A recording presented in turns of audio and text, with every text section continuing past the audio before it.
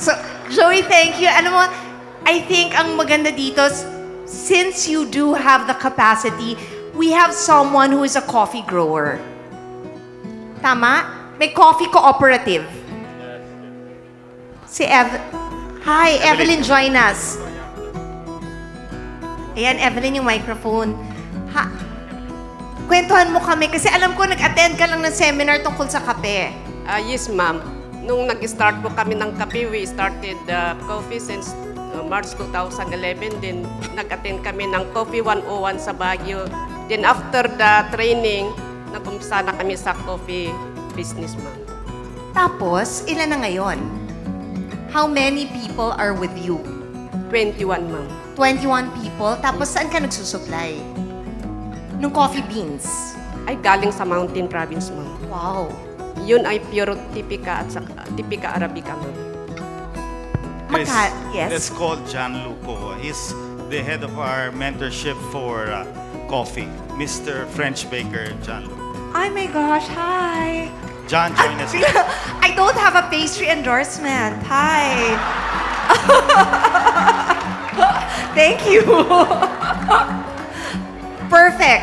Hi, Hi, Chris. nice to meet you. My wife met you many years ago. Yes. Escada. Yes, yours. Mahal. Oh, okay. So, no, ito ay perfect siguro, right? Because Yes, yes. when you're having pastries, you need coffee. And why don't we? Kasi di ba we keep patronizing the imported coffee. Sa atin parang it's such a big deal when actually our mountain-grown coffee here is equally delicious, di ba? So, how would you be able to help Evelyn? First of all, may we invite Secretary Piñol because he has agriculture has a lot to do with the coffee. The secretary has a lot to do with the coffee industry. Sir? Magandang hapon po. Well, dito naman first of all, I volunteered to mentor the coffee industry because of my experience selling coffee in French Baker stores. And then, na-meet ko about 2 weeks ago, I met a lot of people here in this venue who are involved in growing, processing, branding, roasting, retailing, wholesaling coffee.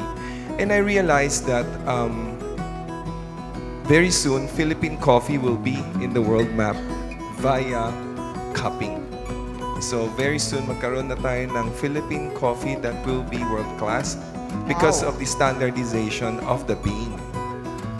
So Evelyn, you are really very lucky.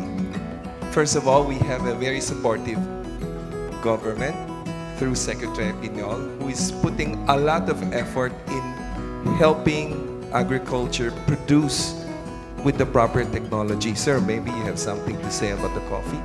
Actually, yung pong ating coffee project is part of our high-value product Yes. group. No? And it's under Secretary Evelyn Lavinia. Ang amin lang pong maitulong sa ating mga coffee growers actually would be planting materials and then the technology. Alam nyo kasi sa 4 na buwan po na pag-upo ko bilang Secretary of Agriculture na patunayan ko yung matagal ko nang hinihinala. Tatlong bagay ang dahilan kung bakit ang pinakamahirap na sektor sa Pilipinas magsasaka at pangingisda. Okay, Tatlong bagay explain po. niyo po. Technology. Walang tayong technology. Number 2, financing. Number 3, marketing. Ito po yung tatlong bagay na... So it's technology, financing, And marketing. Halimbawa, sa palay po, Tama. yung ating national average production is 3.9 metric tons per harvest. But with proper technology, we can go as high as 12 metric tons. Kasi nga ako si Bill Gates, di ba po, nagpunta sa Erie para tulungan tayo. Opo. So dapat gawa natin ng paraan na lalo Yes. pang matulungan ang ating mga magsasaka, lalong-lalo na sa bigas. Yes, ma'am. And then sa financing naman, simula pa nung araw, problema talaga na magsasaka yung pagpunta sa bangko eh. Takot sa dokumento. Mas gusto niya 1/4 piece of paper doon sa middleman, uutang ng 2,000, isang pirma lang okay na. Kasi pag pupunta sa bangko, pipirma na maraming dokumento, may mga kompa, may mga mortgage and so on and so forth. Ayaw ng farmer noon. So we're trying to come up with a system na pwedeng umutang yung farmer na hindi masyado ganong karami ang requirement sa kanya at walang collateral. But before we do that, Ma'am Chris, next year, starting January, we are going to conduct a training muna doon sa ating mga farmers groups. Simple training sa financial management, audit, accounting. Kasi po, kailangan ma-training natin sila kung paano mag-handle ng pera. And as far as marketing is concerned, December 7 to 10 po, gagawa po tayo ng first Philippine Agro-Fisheries Expo Wow. sa China. No? Ito po yung ating foreign engagements. Sapagkat nabuksan na po yung market ng China, napakalaking merkado po niyan. So we're bringing our products. If you would like to bring your coffee, we would give you a booth there. Kaya nandito si Governor Mangudadato. We're presenting our bangus sa China. Gusto ng mga inchik ng bangus. In fact, I also want to import durian. Durian, coffee, cacao, mango, banana, pineapple. Napakarami pong produkto. So instead of, pabayaan natin yung mga individual groups na ganito na makipag-deal sa mga buyers in China, yung gobyerno na po mismo, we will group them and bring them to an engagement sa December 7 and 10 sa pinakaunang Philippine Agricultural and Fisheries Expo sa China. But we For will move China. all over the world. Kasi po ang pinangako ko kay Pangulong Duterte, sabi ko, sir, ako na magiging #1 salesman ng mga magsasaka pangingisda. Ay. You know, Chris, Yes? ginawa na namin ni Joey. Dahil yung kape ni Princess Lala, idinala namin doon sa China. Pinamigay doon sa mga investor. When I volunteered to help the coffee industry. When I volunteered, I met few people and I was so touched by their simplicity and their need for assistance.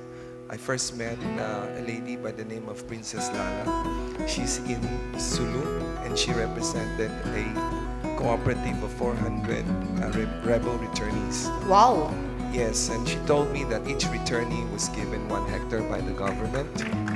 And then, and then I asked her, I said, since 2008, how was it all about? She narrated her story. And then I realized that, with the connections we have and with all of these restaurants that are in the Kapatid Mentorship Group, all of us here, if we could come up with a blend that would have, for example, beans from Sagada, beans from Cavite, and beans from Sulu and Davao. We come up with the blend. We allow our roaster to roast it to perfection. And we can create, a What? blend of iced coffee. Wow. And then I told... Wait, you forgot Mountain Province. Sagada. Yun na yun. Okay. Yun na. And so, with that, I was so excited. I was full of excitement. And I told Secretary Lopez, do you mind I made 18 gift packs? So I made Ay. 18 gift packs. I put the brewer. I ground the beans. Thanks to Chitwan of Eco Store.